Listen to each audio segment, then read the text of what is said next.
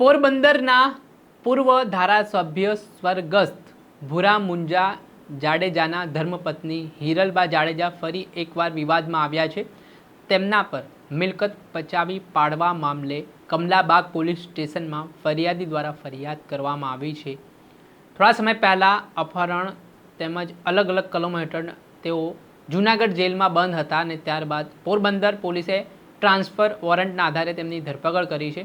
શું છે આખો મામલો, વિગતે વાત કરીએ। વૈષ્ણવજન તો તેને કહીએ જે પીડ પરાઈ જાનાને રે। દર્શક મિત્રો, નવજીવન ન્યૂઝમાં આપનું સ્વાગત છે। હું છું ફૈઝાન।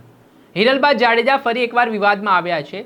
તેમના પર મિલકત પચાવી પાડવાનો આરોપ સામે આવ્યો છે ને આ મામલે કમલાબાગ પોલીસ સ્ટેશન ખાતે આ કેસના જે ફરિયાદી છે ચૌલાદેવી કડછા, તેમના દ્વારા આરોપ કરવામાં આવ્યો છે કે જે કરોડોની મિલકત તેમનો જે મહત્વપૂર્ણ પેલેસ આવેલું છે તે પેલેસ હિરલબા જાડેજાએ પચાવી પાડ્યો છે।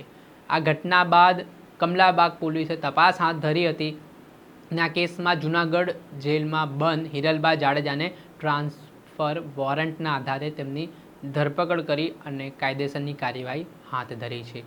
હિરલબા જાડેજા સામે અગાઉ આર્મ્સ, અપહરણ સહિતના ગંભીર ગુનાઓ નોંધાયેલા છે ને આ થોડા સમય પહેલાં તેમનો વિવાદ પોરબંદરમાંથી સામે આવ્યો હતો, જેમાં તેમણે એક યુવકનું અપહરણ કરાવ્યું હતું અને તે મામલે તેમની સામે ગુનો નોંધાયો અને તેમને જેલ જવાનો વારો આવ્યો હતો। ત્યારે હવે આખા ઘટનામાં કહેવાય રહ્યું છે કે જે પ્રોપર્ટી વિવાદ છે તેમાં કુતિયાણાના પૂર્વ ધારાસભ્ય સ્વર્ગસ્થ ભૂરા મુંજા જાડેજાના આ બંને પત્નીઓ છે જે આમને સામને આવ્યા છે।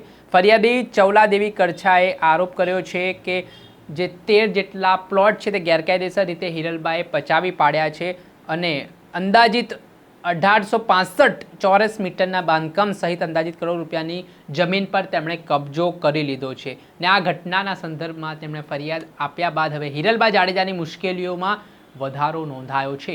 જોવાનું રહ્યું કે આગામી સમયમાં હવે જે તેમની સામે વધુ એક ફરિયાદ છેતરપિંડીની જમીન પચાવી પાડવાની નોંધાઈ છે તે મામલે તેમની મુશ્કેલીઓ તો વધી છે, પરંતુ હવે શું નવા જૂની આગામી દિવસોમાં થાય છે તે આવનારા સમયમાં ખબર પડશે।